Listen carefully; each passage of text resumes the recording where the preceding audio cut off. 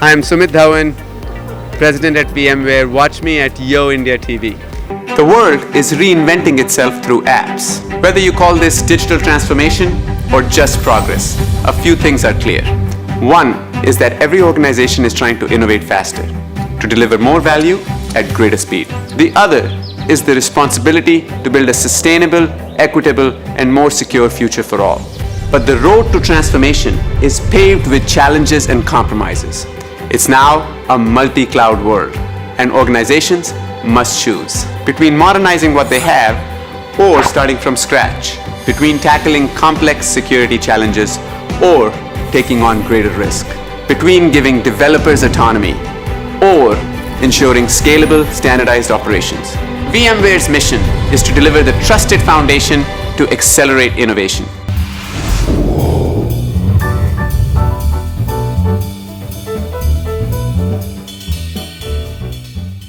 Hello everyone, we have SUMIT DHAWAN, the president of VMWare, right here with us at IIT Bay Area Conference in Silicon Valley. This is a beautiful conference going on. Welcome to YoIndiaTV with me, Jasleen Khanuja. And how's your experience so far? Great, Jasleen. You know, it's always great to be here with the alumni. You have the fond memories coming back, and great to see all the talent, amazing people, and what they are doing in the world. It's amazing. So tell us a little about your IIT background. You know, which IIT are you from, and how was it a stepping stone to get you to this position? Well, IIT, so I'm from IIT Roorkee, and I did computer science over there. I mean, IIT gave me an amazing background, both knowledge, but more importantly, I think work ethics, as well as just ability to work with people. I learned so much when I went in there. I was, I think, a little boy and just came out learning some of the fundamentals of how you live in the society with people, as well as how you just work hard to get to what you need to. And how do you think IIT in the present day scenario is better than Stanford, Harvard, and rest of the colleges that US feels proud about? Listen, I didn't go to Stanford or Harvard, so I don't know. But you've seen the next gen in your office, right? Yeah, I agree. I think, listen, IITians are, as good, if not better, in terms of understanding that, nothing is given to you and you have to work hard. They're aspirationals and they sort of get inspired by anything that they want to go do, and they want to be in positions of influence. In my opinion, it's all about, can you get into a position of influence in any domain you want to be. You can be in the business, you can be in the society, you can be in politics, you can be in technology. For IIT, usually it's business or technology or innovation. And it's amazing to see that what IIT teaches you in terms of getting that drive to get to that position of influence. And you can do so. You don't need titles or companies or money for that. You just need that drive and knowledge, and truly believe IIT offers that. The transformation always starts with, we sort of call them our narratives or a strategy document. I think getting the narrative right is extremely important, and then we were discussing just repeating it over and over again. It just takes a lot more in a larger company to get that settled into the organization. We spent a fair bit of time doing so. It just is a big chore. It seems like a big chore when you're spending all this time writing up a document and then having the next layer in the organization write up their strategy that connects to yours and how you're going to transform the company. It certainly helped us a great deal. It got the leadership team aligned and then gradually sort of percolated through into the company. Second thing we focused on, which I believe we have to do, in my opinion, at any scale, I've seen with transformation that there are two issues that end up becoming pretty difficult. First is what I would call decision making, structure, and rights.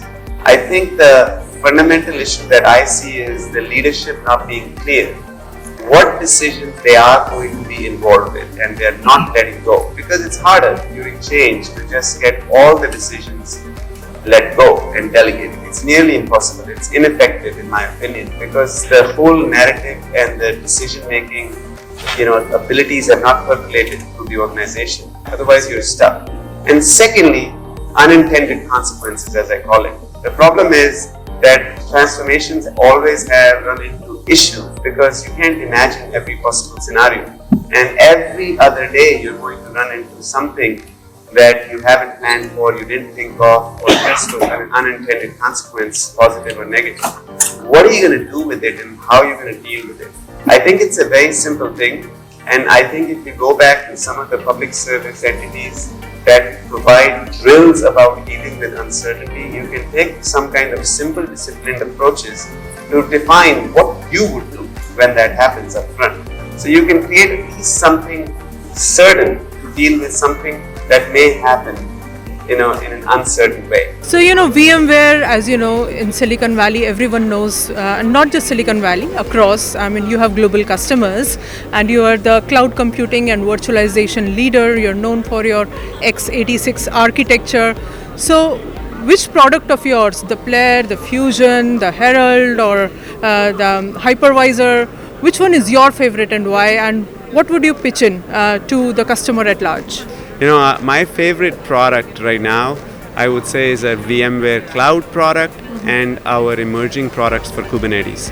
So the VMware Cloud product is absolutely unique and groundbreaking. What it's doing for our customers is amazing because customers are encumbered with some pretty significant slowdown because of complexities in their data centers, and they don't have sophistication. Their talent wants to go, they want to go hire new talent, and the new talent doesn't want to necessarily work in old technology.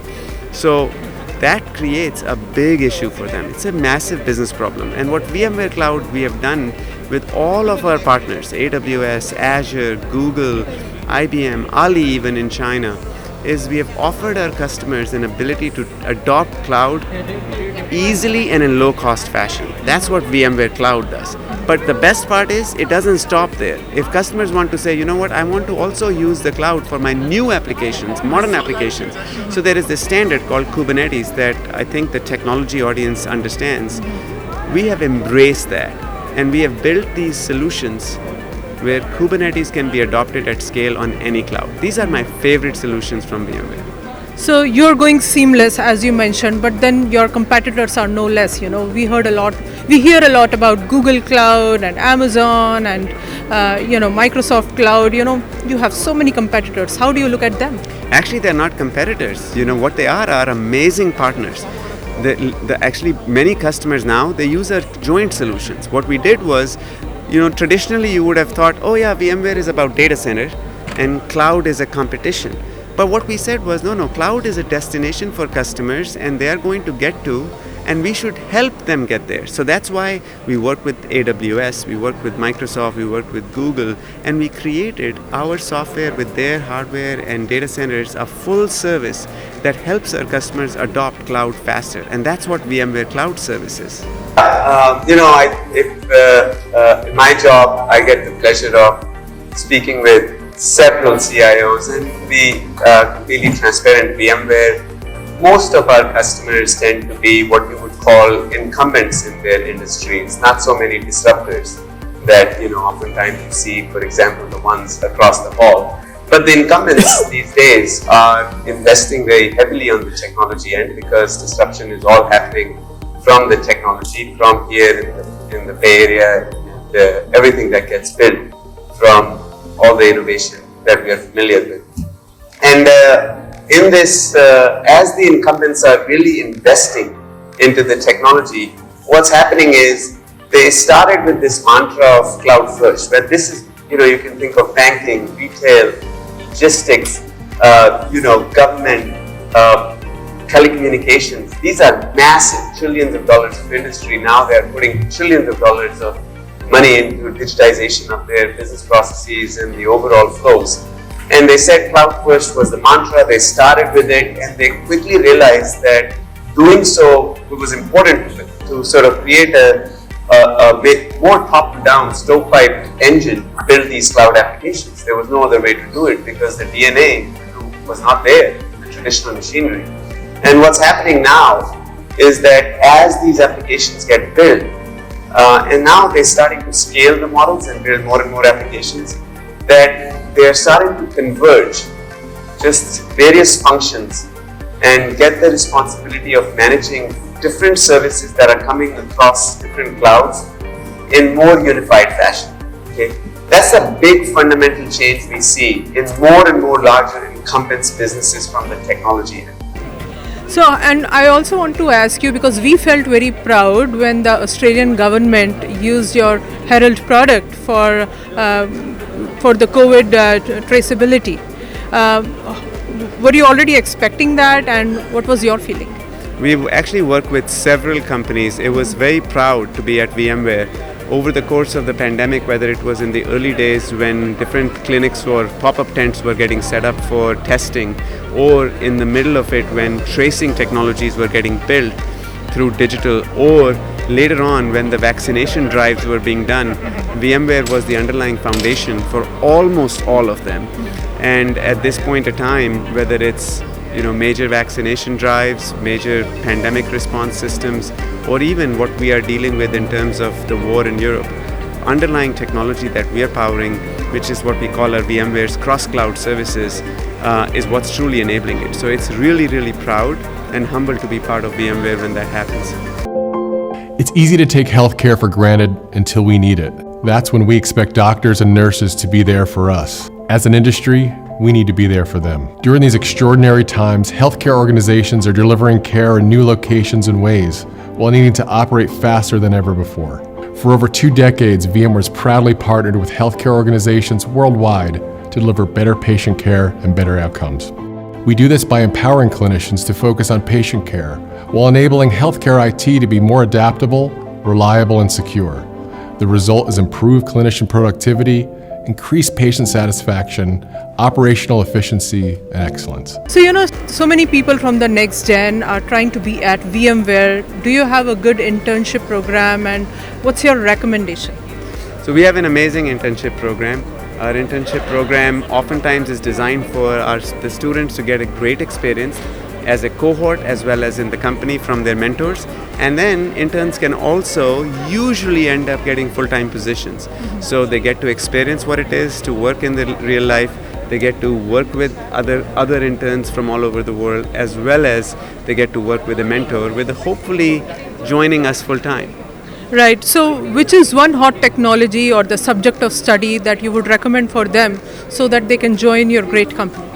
I would say at this point in time, the technology that everyone should be studying is cloud computing as well as data and analytics. Those are the 2 major areas of innovation that we are always looking for hiring. Do you believe innovation happens when different ideas connect to build a better future?